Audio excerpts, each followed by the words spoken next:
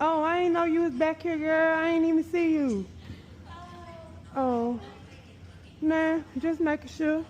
The way y'all keep coming with excuses as to why these nail shops and other Asian businesses and restaurants and stuff are empty, y'all really don't believe that when black people set their minds to it, that they can actually stick to it and make differences.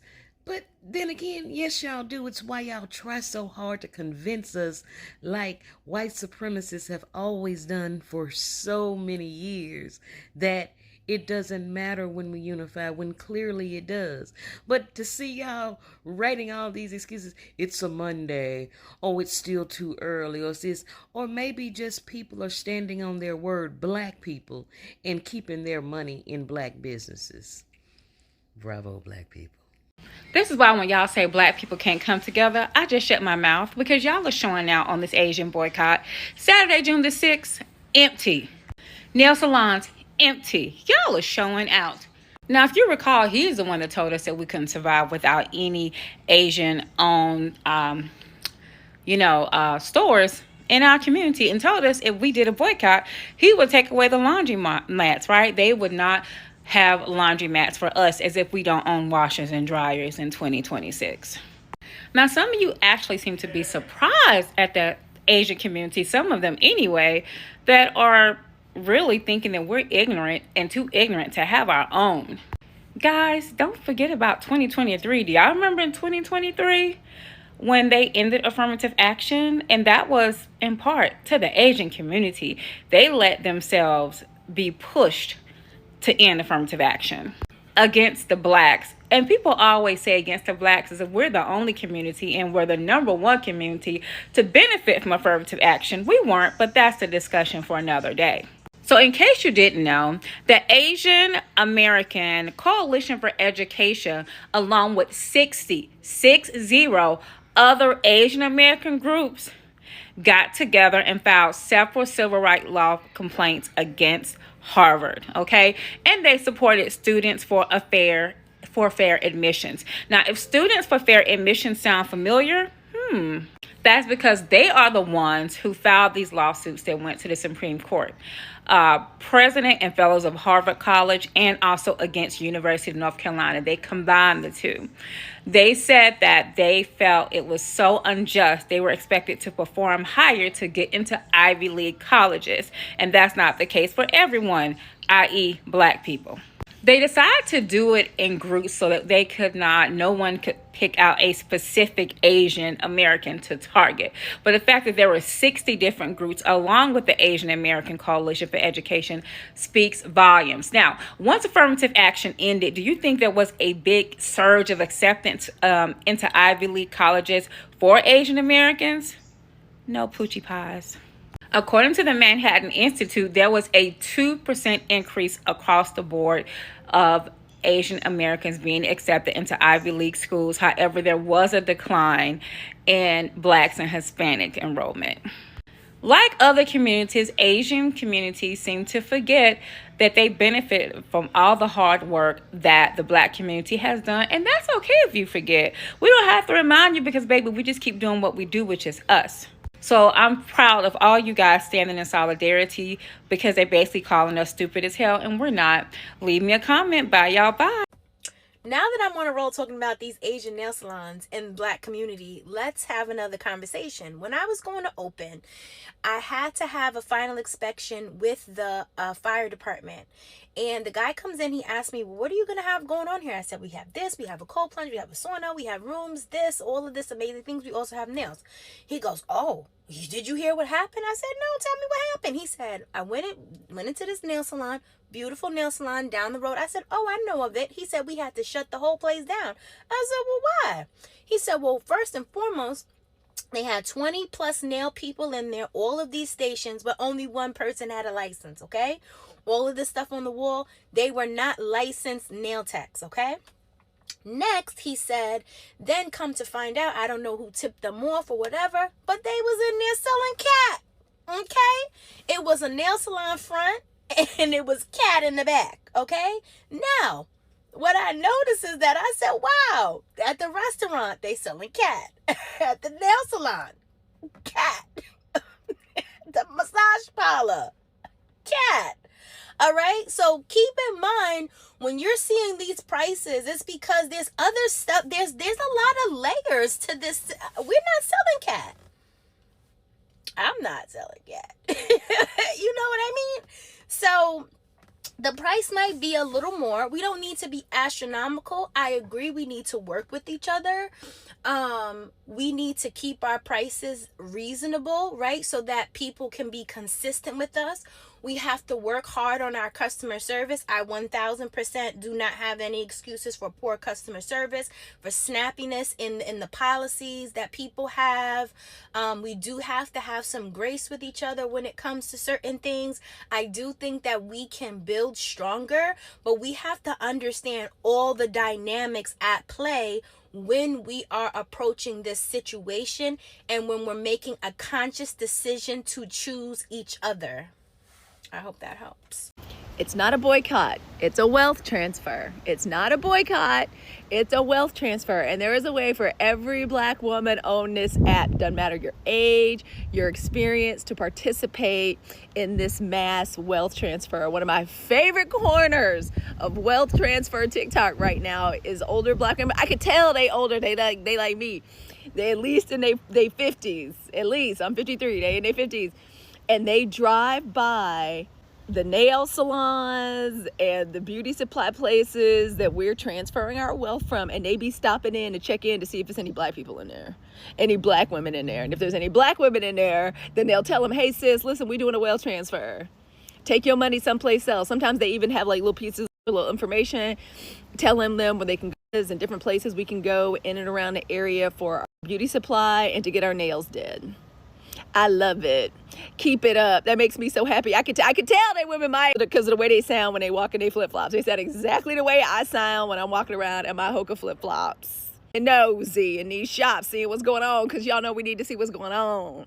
What's going on. We need to see what's going on. Is any of our people in there? It's my favorite part of the great Black beauty blackout, this huge wealth transfer that we are one appointment at a time, one recommendation at a time, one shout out to, one repost of a Black nail tech's business or of her page. We are doing it. We could literally take a step towards doing it every day. But that's my favorite part. Those are my favorite women to follow right now. If you're one of those women that's keeping your eye these nail salons and these beauty supply places where we ain't shopping no more, letting people know what's going on, girl, or just documenting the fact that they empty, thank you. Please tag me, know who you are down in the comments so I can follow you and support. Proud of us, 92%. Also, there's a new podcast episode up. I have a new mini-sode series called Dear Benighted States of America, which is basically where Black women of the 92% write a tersely worded letter to this country so they know what we think about them. They need to know. They need to know what we're thinking about them. So I hope you all enjoy it and keep it up. And again, if you're one of the women that's kind of monitoring these nail salons and those other beauty supply places, let me know so I can follow you. I'm not gonna lie, bro. When it comes to that motherfucking boycott, that shit don't even need to be a boycott. That shit need to be like permanent severance. Like, niggas need to cut all that shit off. Niggas need to go back to buying in their community. Don't go to no Chinese food spot. Get the chicken fried rice, shrimp fried rice. Don't go to the laundry shop. Don't go to the beauty supply store.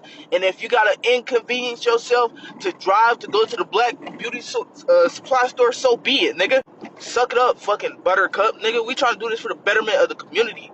It's long overdue that the Black dollar need to go back into the community. So on my post about boycotting Asian businesses, within that video, I made reference to needing my nails done, and I'm just going to have to bypass getting my nails done because I'm going to stick and stand firm to the boycott and remove all Asian businesses out of my vision.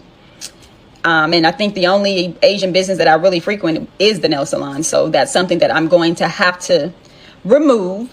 But at the same time, I like to get my nails done. So I asked for recommendations in the Atlanta area of nail techs that do builder gel.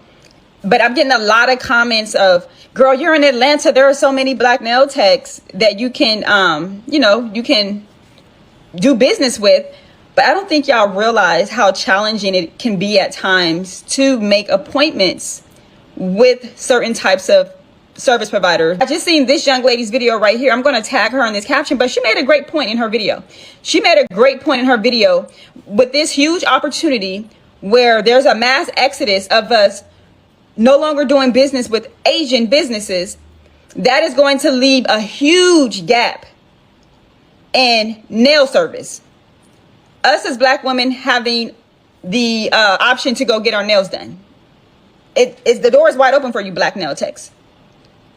How are you guys going to seize the moment? And she just gave y'all the blueprint. She just gave y'all the blueprint on how y'all can seize this moment, run with it, and don't even look back. Close the gap. Take your clients back.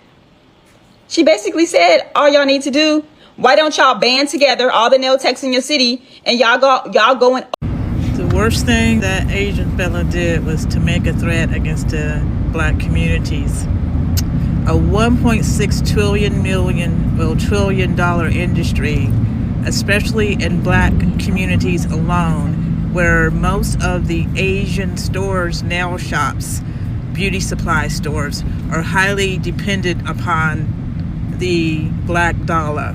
So if you take away those stores will run out of business within 3 weeks.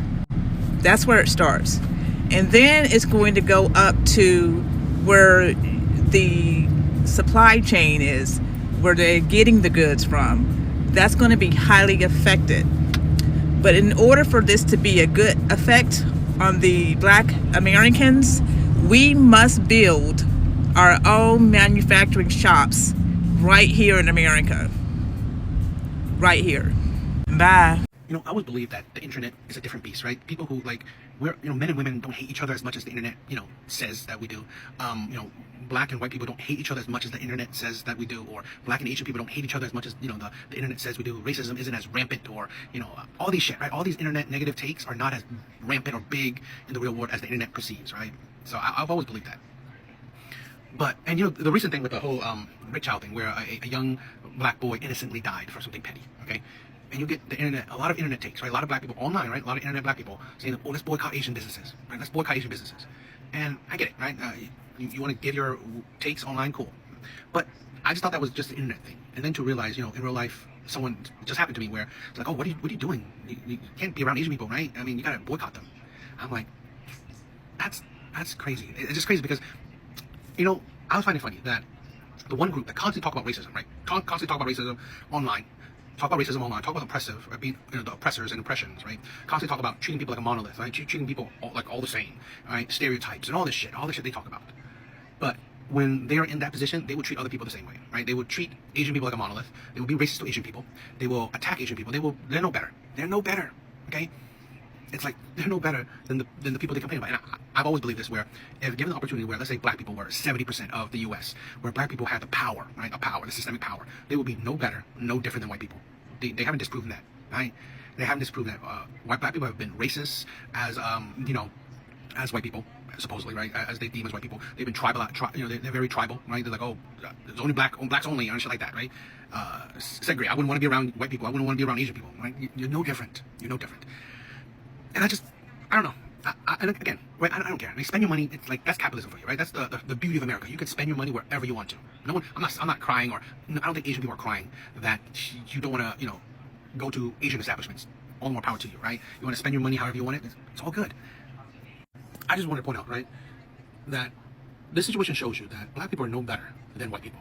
They're no better than the people they complain about, right? They're no better, which is, it's obvious. I always knew that, right? And I just want to say that, when people say that, oh, it's not that serious, why do you talk about it? Because you know what? Social media is very important in our lives. It's very important. It will bleed into our lives. That's why it's important, right? So I definitely want to talk about that. I definitely wanted to mention that. And I want to say this, right? At the end of the day, Asian people will persevere, right?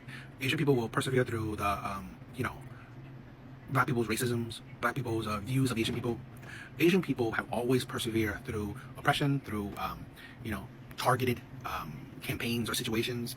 At the end of the day, we will accept it, right? You don't want to, you don't want to interact with Asian people. It's all good, right? No one's gonna cry about it.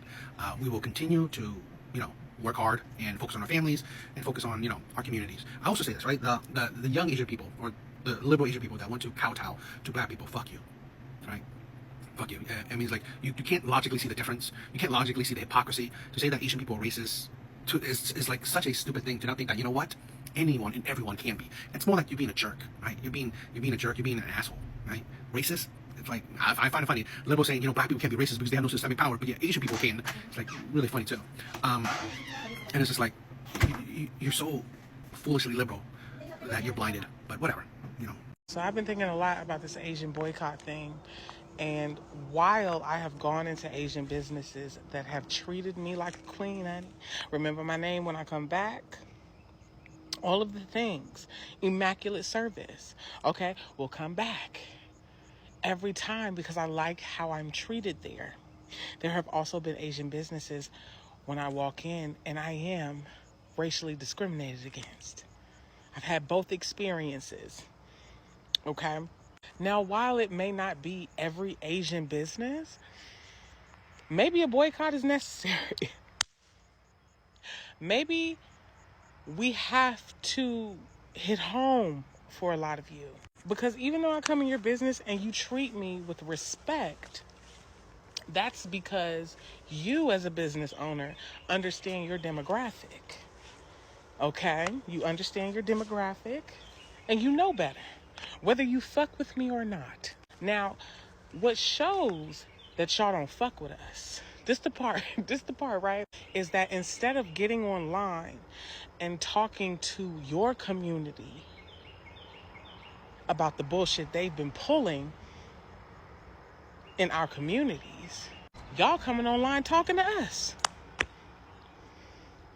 That right there shows your fucking hand. You're coming online and you're begging black people to still patron your businesses, but you haven't mentioned that little black child. You haven't said a word.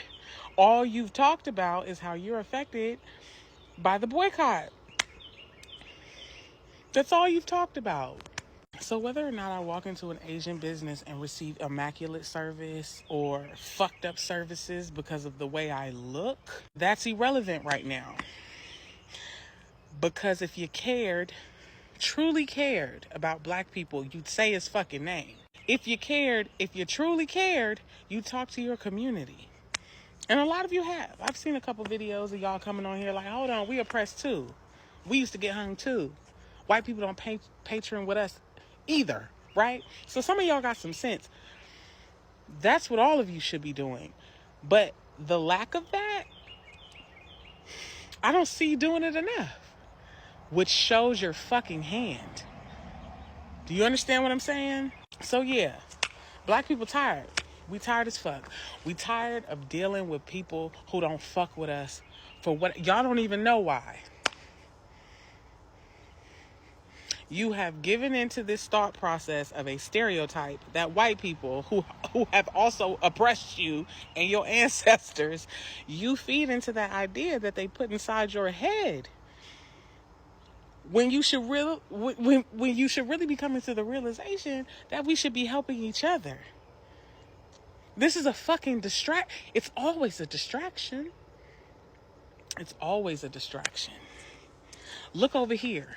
Oppressors love it when the oppressed fight amongst each other. They love that shit. They live for that shit because then you're not paying attention to who the fuck is holding the fucking puppet strings.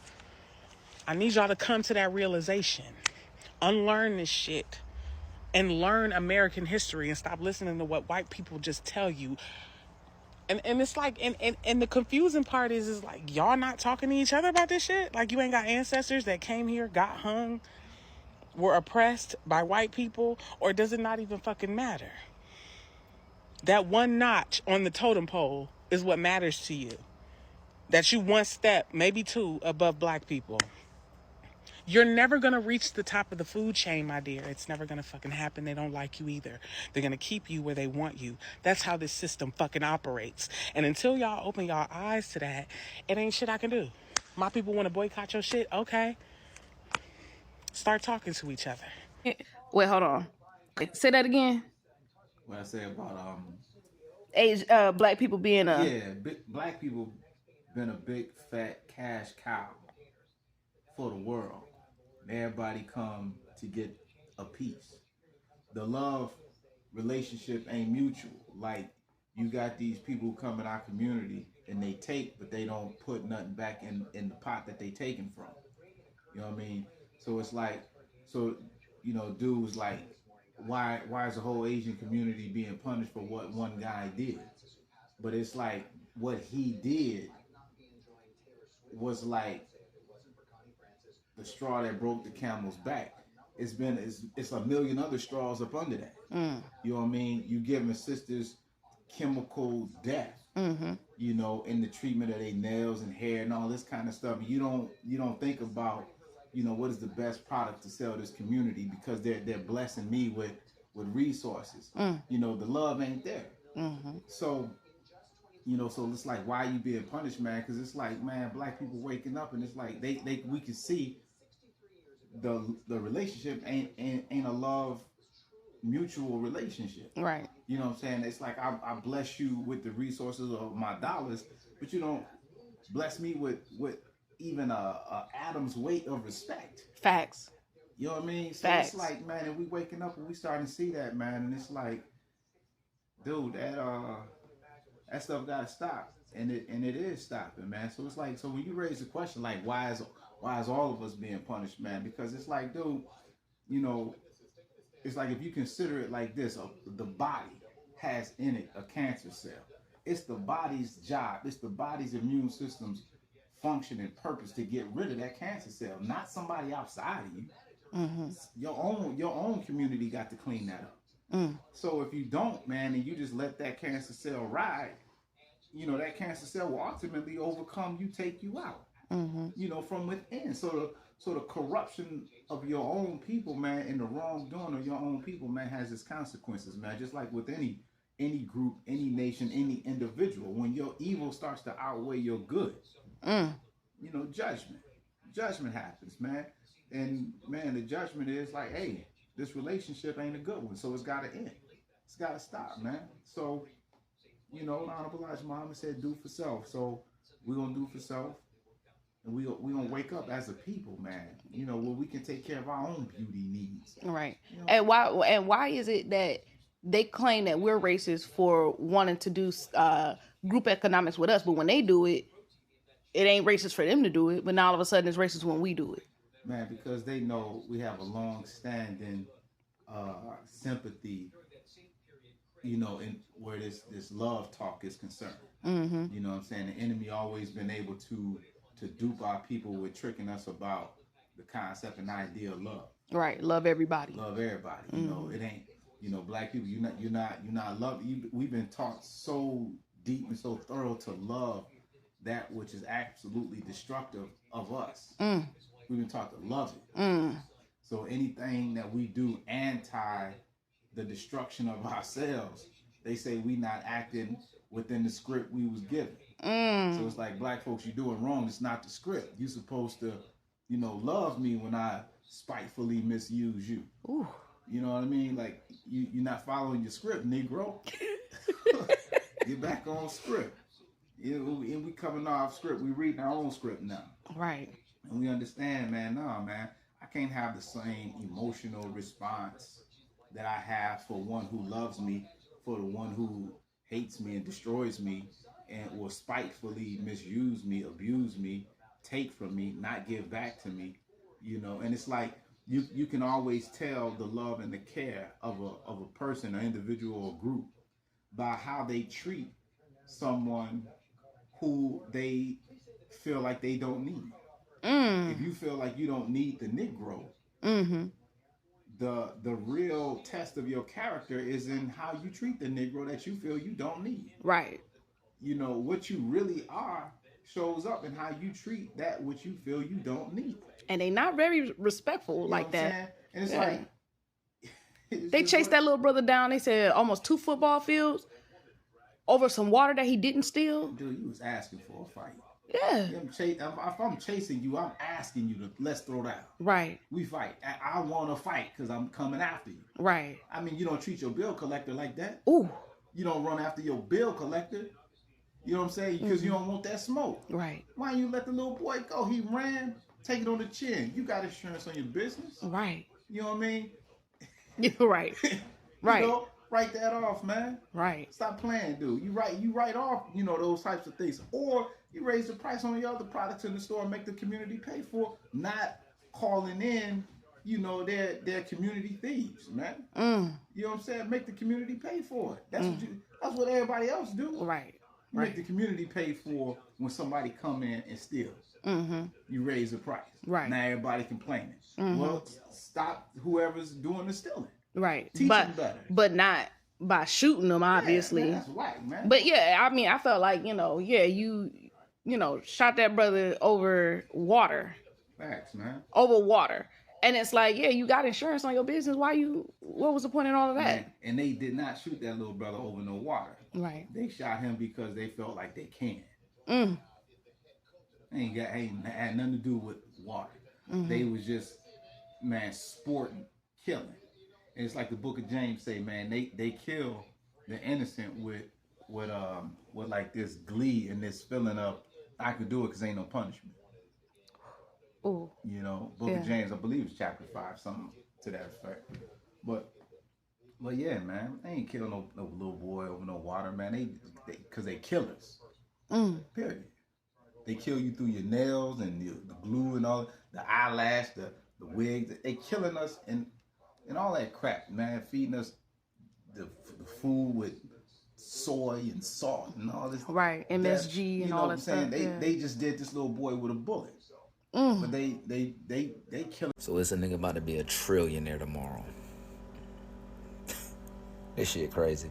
Elon Musk is about to be a trillionaire tomorrow. Literally. He's going to be the world's first trillionaire with the IPO of SpaceX. That being said, black people, if you really think that we can't take our neighborhoods back, I just need you to believe in us the way however the fuck he believed in himself. Because if one person can become a damn trillionaire, we can definitely redirect our funds and take our neighborhoods back. But I do want to be clear about this, something that is important. I was on the group economics thing for the longest, like back around 2016 through 2019, 2020. But something I realized, to be honest, without families, we don't have communities that can actually practice group economics. So one thing we will have to do as a people is come to the table and discuss our interpersonal relations with each other. Black men and black women are gonna have to get together. Not that I think we really got a big problem like most people say. I think there's plenty of black love examples in real life out there. But families make communities. And communities largely are what propel, perpetuate, and even create businesses. Families used to get together and plan businesses. The men get together and the women get together with some ideas and they start businesses together. 95% of black-owned businesses are self-employed operations that only employ one person, including the one I currently have. Now, admittedly, I just crossed like 1 year business, so got a lot of growth potential to go. I got to get my first van and everything else like that. But I'm telling you, this is an important major key to what we want to do in terms of community and or group economics. Very important. And to the people who got something to say about people boycotting Asian businesses, why is it bothering you? Let's start there. Heart posture is everything. Even the black people coming out and critiquing it, why is it bothering you? Why? Is it bothering you that black people don't want to spend their dollars with people that treat them like crap? Tell me. Tell me. And then I hear some people say, well, the Asians have everything. They have this app. Yeah, we know. Yeah, we know. So we're going to do what we can and let people do what they can do. Why is that bothering any of you people? Start there. Tell me, why is it bothering you, especially black people? That since people are coming out, not the violent, stupid people, but people that choose not to spend their money with these people. First, especially it's a lot of the Republican conservative people. First, y'all was all on ice, baby. And now y'all against black people with everybody, right? Yeah, this is what I say.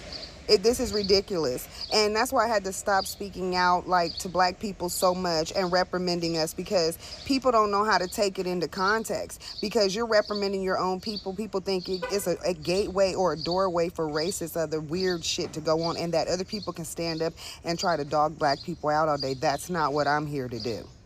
That's not what I'm here to do. And a lot of black people don't mind that shit, but I mind it. I don't like that shit at all.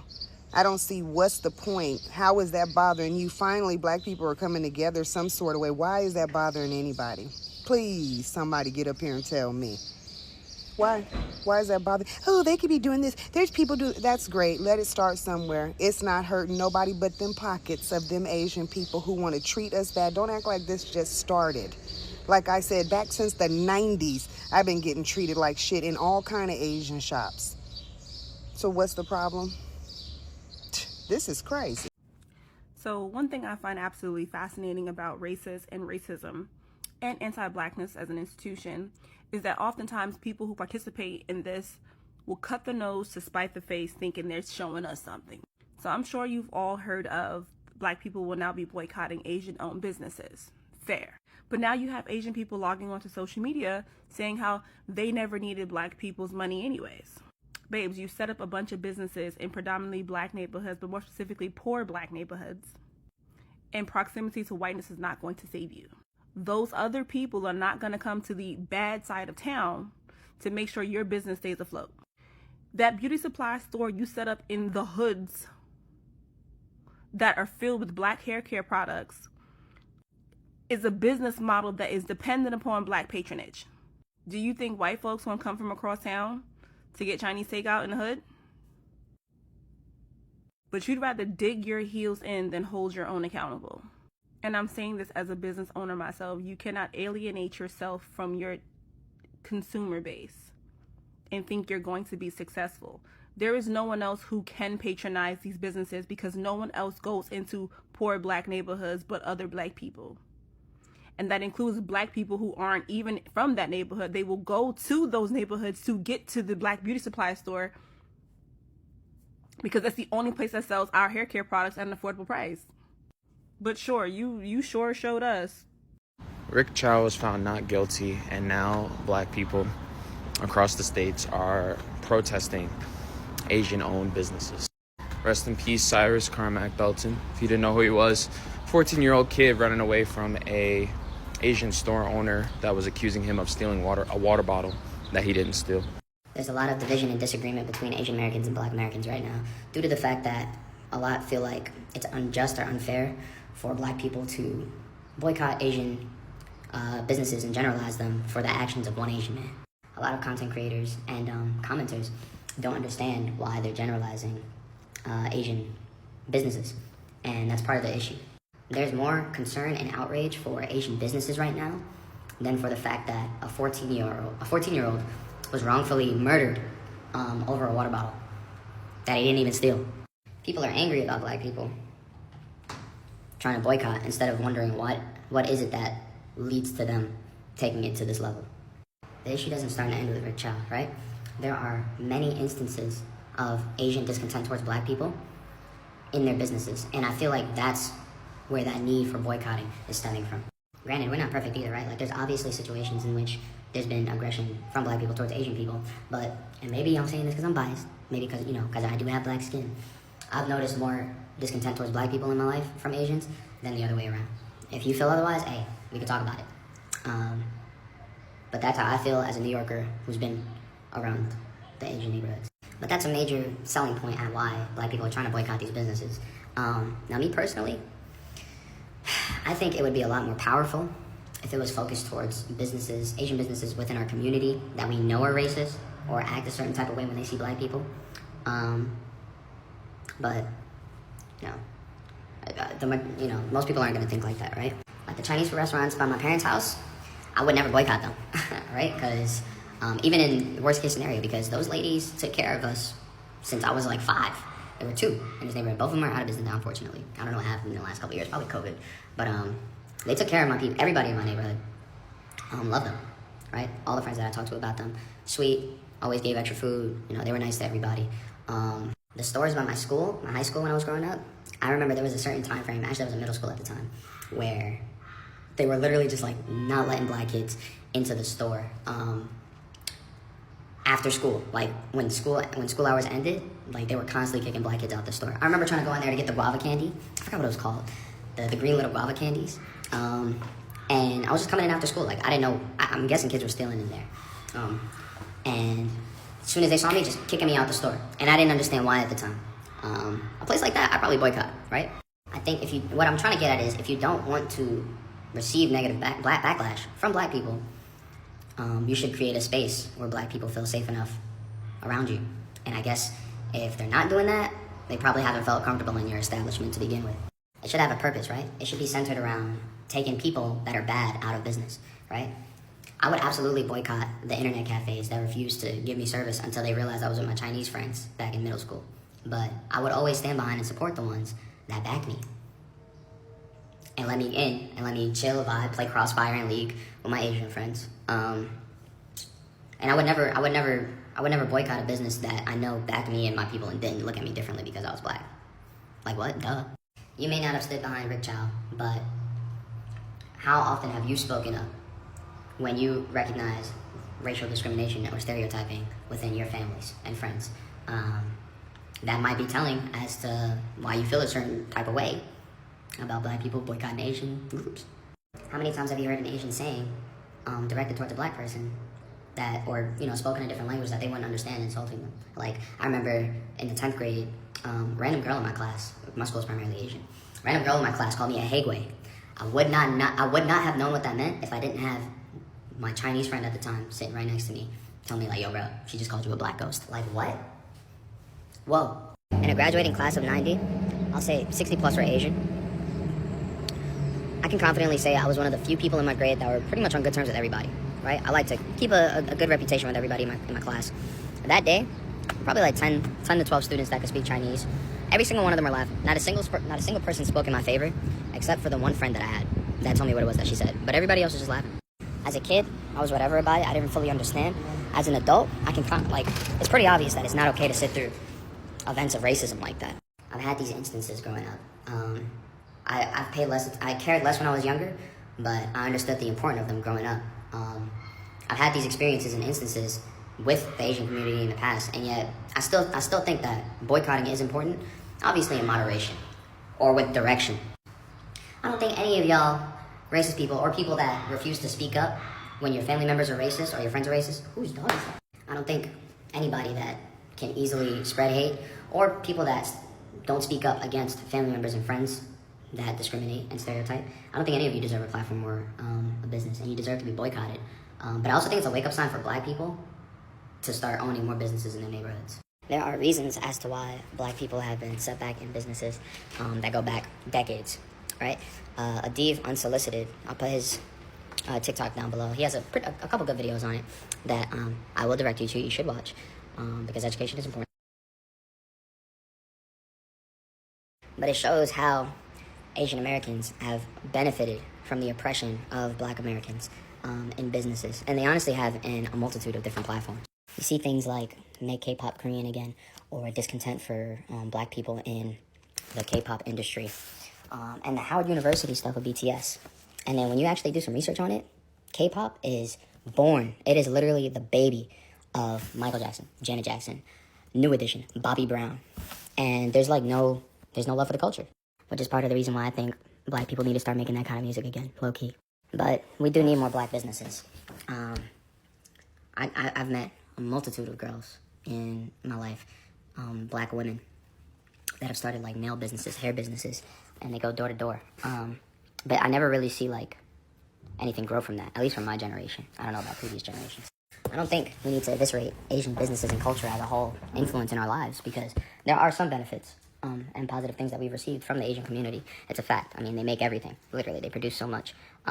And they also need to learn that they pick up a lot of stuff, and their culture is also affected by us. Hopefully what comes out of this tragedy isn't extreme discontent for Asian communities or black communities, I'm always going to support my Asian homies, and I'm never going to stop playing JRPGs, right?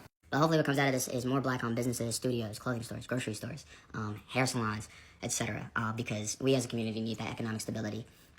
But we should also be boycotting bad Asian businesses, right? The ones that you know in your neighborhood stereotype and racially profile you. I'm no big creator, but hopefully my little rant changes at least one person's view of how they treat people currently or how they've treated people in the past.